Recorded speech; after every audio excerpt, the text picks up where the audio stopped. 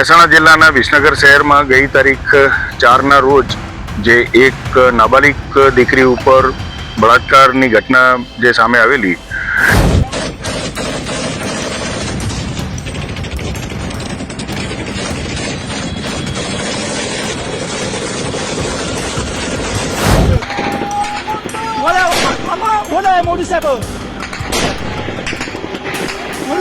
Modu siapa? Allahu Akbar.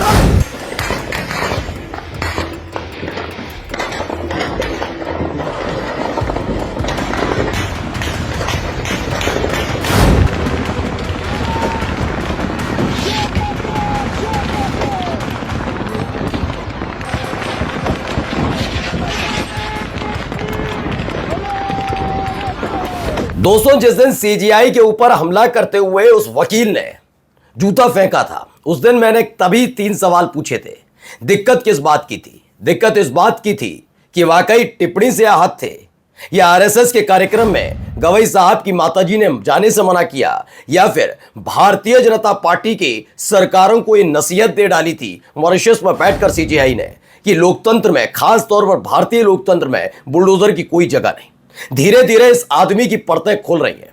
पहले इस आदमी ने जरूर सनातन प्रेमी होते हुए टिप्पणी से आहत होने का दावा किया था, फिर धीरे धीरे इसने बताया बुलडोजर वाली कार्रवाई पर ऐसे ज्ञान नहीं देना चाहिए, और अब आगे आकर खुद बताने लगा कि मसला वो था ही नहीं, ये सनातन प्रेमी उस लेवल का नहीं है। दरअसल इसे दिक्कत मुसलमानों से है, और दिक्कत जब मुसलमानों से हो तो सनातन की आड़ में कोई भी बड़ा कांड करके बचा जा सकता है। आज वही दिखाऊंगा। इसका असली चेहरा सामने आ चुका है। खबर यही नहीं है, इसके आगे की खबर देखिए कि कैसे जुलूस निकाला जाता रहा अब तक अलग अलग मामलों में मुस्लिम युवकों का, जो ठीक नहीं है कानूनन तौर पर भी। लेकिन अब वैसे ही एक और जुलूस एक राज्य में निकला है, लेकिन इस पर कोई चर्चा नहीं कर रहा, कोई खुशी नहीं मना रहा, कोई जश्न नहीं मना रहा। अंजना ओम कश्यप के खिलाफ किन धाराओं में मामला दर्ज हुआ, मामला क्या है वो तो है ही। अब एक और युद्ध रुकवाना पड़ेगा डोनाल्ड ट्रंप को, क्योंकि अफगानिस्तान और पाकिस्तान के बीच जबरदस्त जंग छिड़ गई है। नमस्कार, मैं हूं प्रज्वल गौतम और आप देख रहे हैं the live TV. The live TV, सच सबसे आगे।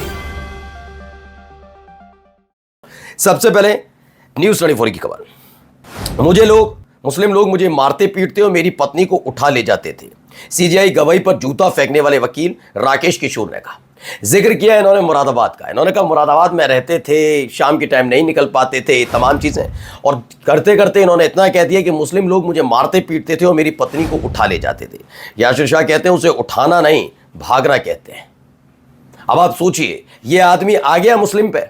यही है, ये मैं नफरती टोली का ये भी एक सदस्य है जो अपने आप को कट्टर सनातनी बता रहा था। वरना मैंने तो तब भी सवाल पूछा था कि हाँ बिल्कुल, सीजीआई गवाही ने जो टिप्पणी की उससे इतना आहत, तो आपने कभी इस बारे में सोचा कि उंगली पकड़कर भगवान श्री राम को लाने वाले व्यक्ति के खिलाफ एक आवाज नहीं उठाई? यह सनातन प्रेम है, यह सनातन प्रेम है। जब शंकराचार्य ने बताया कि राम मंदिर का जो प्राण प्रतिष्ठा है अशुभ मुहूर्त में हो रही है, तो नफरतियों की टोली टूट पड़ी थी शंकराचार्य को धमकी और गालियां देने पर। एक के खिलाफ एफआईआर दर्ज नहीं हुई, अब तक एक गुर्गा नहीं पकड़ा गया। तब तुम्हारी सनातन प्रेम नहीं जागा था, तब भावनाएं आहत नहीं हुई थी। ये सारी भावनाएं तभी आहत हुई जब एक सीजीआई ने साफ तौर पर यह बयान दे दिया, वो भी तब जब आरएसएस के कार्यक्रम में जाने से मना कर दिया, जब बुलडोजर वाली कार्रवाई पर आवाज उठा दी। तुम आका की पसंद का काम कर रहे थे। यह आदमी किस नीयत का है और किस नीति का है, अब आप समझ जाइए। यह खेल ही इसका मुसलमानों वाला था। सिर्फ मुसलमानों से नफरत करने वाले लोग सनातन का चोला ओढ़कर जो तमाशे करते हैं और मलाई और मट्ठा पीते हैं, वो देख लीजिए, वो यही लोग हैं। इसके अलावा कुछ नहीं है इसके पास बताने के लिए। मैं तो कहता हूं बिल्कुल मैं खड़ा हूंगा तुम्हारे साथ। #CGI वाला जो तुम्हारा मसला हुआ उस बिल्कुल साथ खड़ा हूंगा। पहले इस देश के अंदर सनातन का अपमान करने वाले हर एक इंसान के खिलाफ खड़ा होकर दिखाओ, हैसियत है तो। मतलब सनातन प्रेम मत हो, ये दिखाओ कि सनातन को कितना प्यार। कोई सनातन को प्यार नहीं करते तो फर्जी हो सारे के सारे सनातनी। आइए अगली खबर देखिए। ये एक वीडियो निकलकर सामने आई है। यहां पर भी एक जुलूस निकल रहा है। જી સાહેબ, શું કહેશો? આજે જે ગેંગરેપના જે 6 આરોપીઓ પકડ્યા છે ને એમનું રિકશન તો કેવી રીતે કરાયું છે ને શું વિગત છે? મહેસાણા જિલ્લાના વિસનગર શહેરમાં ગઈ તારીખ 4ના રોજ જે એક तो यहां पर रैली निकाली जा रही। मैं बता देता हूं कौन लोग हैं। खैर ये रिपोर्ट भी चल रही है वहाँ पर, हाथ बांध कर ऐसे रैली निकाली गई और ये तमाम चीज़ें की गई, ये तमाम चीज़ें वहाँ हो रही हैं। कौन है ये? दरअसल ना ये अनवर है, ना खालिद है, ना कोई है। दरअसल ये कौन है? गुजरात के मेहसाणा में 15 साल की नाबालिग लड़की के साथ गैंगरेप मामले में 6 युवक गिरफ्तार हुए। आरोपियों का नाम पवन ठाकुर, विजय ठाकुर, राज ठाकुर, सोहम और प्रकाश मोदी है। पहले 2 युवक लड़की को विसनगर के पास ले गए, बाद में 2 अन्य युवक वहां पहुंच गए और लड़की के साथ दुष्कर्म किया। बात यहां तक नहीं, बल्कि एक अन्य युवक ने लड़की को लिफ्ट दी और अपने घर ले जाकर उसके साथ दुष्कर्म किया। ये तमाम जुलूस फिर उन्हीं लोगों का निकल रहा है। लेकिन ये क्या हुआ? अब जश्न नहीं मनाया जा रहा है कि गुजरात की पुलिस ठंड हम तुम्हारे साथ हैं, लठ बजाओ, गुजरात पुलिस लठ बजाओ, हम तुम्हारे साथ हैं, गुजरात पुलिस लठ बजाओ, हम तुम्हारे साथ। यही करते हो ना तुम तमाशे? कर दो एक बार और, क्योंकि तुम महिलाओं का सम्मान नहीं करते। अगर कोई बवाल हो जाए मुसलमान आरोपी और उसके बाद ऐसा जुलूस, गुजरात पुलिस हम तुम्हारे साथ हैं, लठ बजाओ। लेकिन सोचिए, एक लड़की के साथ दुष्कर्म के मामले पर चूंकि हिंदू दोषी हैं, आरोपी हैं, तो उसके तुरंत बाद क्या किया गया? खामोशी, कोई लठ बजाने वाली बात नहीं, कोई साथ वाली बात नहीं, है ना? तो कितना महिला सम्मान ये करते हैं, समझ लीजिए। आगे आइए, लेकिन आइए मेन खबर पर आते हैं। मेन खबर क्या है? ये वीडियो पर मैं खुले तौर पर पूरी जिम्मेदारी के साथ ऐतराज जताता हूं। पहले वीडियो आप देख लीजिए, लेकिन मैं ऐतराज जताता हूं, ये वीडियो वाकई इसे पसंद करने लायक नहीं है। हाँ, ये वजह कोई भी हो, कैसी भी वजह हो, जैसी हो, लेकिन कोई देशद्रोह वाला काम या ऐसा काम तो नहीं है, पहली चीज। दूसरा ये कि आप कानूनी कार्रवाई कर रहे हैं, कानूनी कार्रवाई करनी चाहिए, और अगर जेल जाने का भी है तो भेजना चाहिए, लेकिन एक महिला का अपमान इस तरीके से नहीं। ये देखिए, अंजना कश्यप, आप चाहे इनको लेकर कुछ भी कहें, मैंने अभी भी कह रहा था, आज भी कहता हूं, मैं खुद मानता हूं कि महिला होने का दावा जरूर करती हैं कि महिला हैं, ये हैं, वो हैं, कैसे बात कर रही तारीफ, जितनी भी न्यूज़ चैनल बैठी हुई महिलाएं, चाहे रूबिका लियाकत हो, चित्रा त्रिपाठी हो, जितनी भी हो। लेकिन मैं आज भी एक बात पूछता हूं, जब प्रेम शुक्ला ने गाली दी थी, उसके बाद किसी एक महिला एंकर ने बॉयकॉट नहीं किया। आज भी वो डंके की चोट पर बैठता है और आज तक माफी भी नहीं मांगी। तो खैर, ये इतने भी वो सम्माननीय लोग नहीं है, लेकिन खैर, तब भी एक महिला होने के नाते ये नहीं करना चाहिए। तब कम से कम महिलाओं का अपमान ये बर्दाश्त के काबिल नहीं होना चाहिए, किसी को भी ये सोचना चाहिए। हाँ, ये खबर सही है, आज तक की एंकर अंजना कश्यप पर लुधियाना में केस दर्ज, भगवान वाल्मीकि के अपमान का आरोप लगा।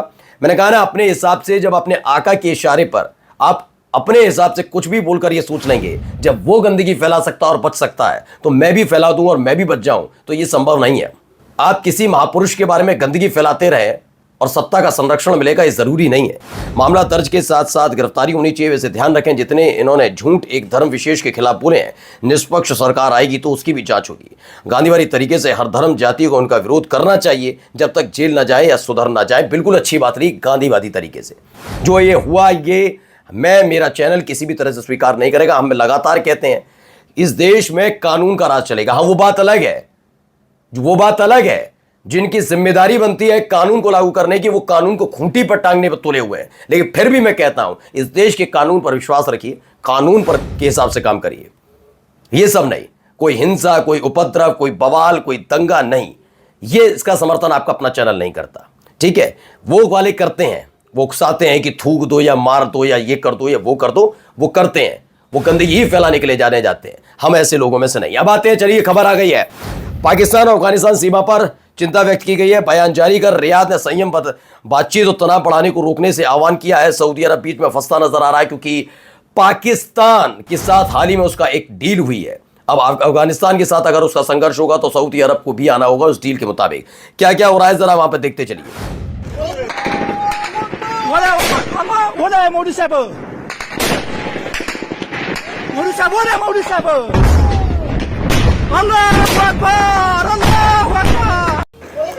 तो अफगानिस्तान पाकिस्तान सीमा से बड़ी खबर। रिपोर्ट्स के मुताबिक इस्लामिक अमीरात बलों ने पाकिस्तानी सेना की कई चौकियों पर कब्जा किया।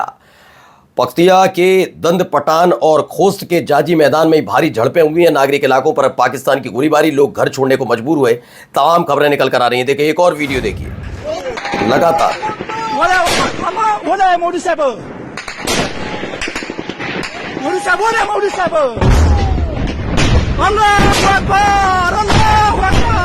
तो लगता है यूएस के प्रेसिडेंट ट्रंप को एक और युद्ध रुकवानी पड़ेगी। कुछ रिपोर्ट्स के मुताबिक अफगानिस्तान पाकिस्तान के बीच मामला संगीन होता जा रहा है। यह वीडियो खैबर पख्तूनवा के अफगान सीमा के पास गवी कुर्रम जिले में दोनों के बीच संघर्ष का बताया गया है। यह खबर निकल कर आई है। तो वहीं देखिए एक और वीडियो, बहुत सारी तस्वीरें वहां से निकल कर आ रही हैं। अफगानिस्तान की सेना भारी पड़ती नजर आ रही है, ऐसी खबर है।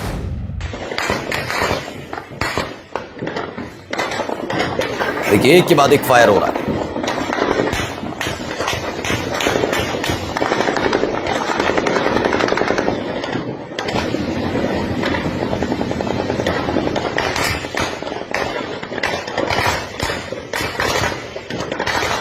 ये देखिए एक और।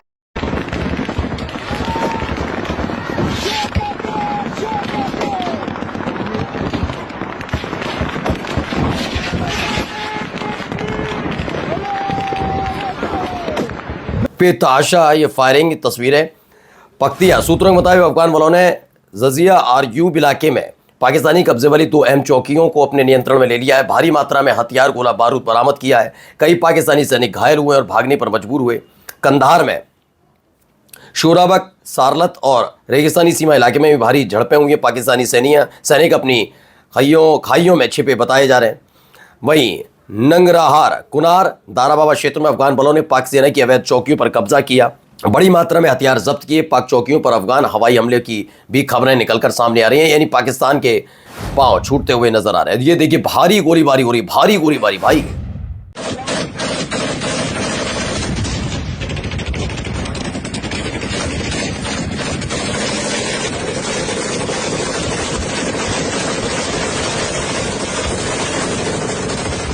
तो एक और युद्ध अफगानिस्तान और पाकिस्तान के बीच संघर्ष की खबर है। अफगानिस्तान साइड का दावा है कि कई उनके एलओसी पर कई पाकिस्तानी सैनिक मारे गए।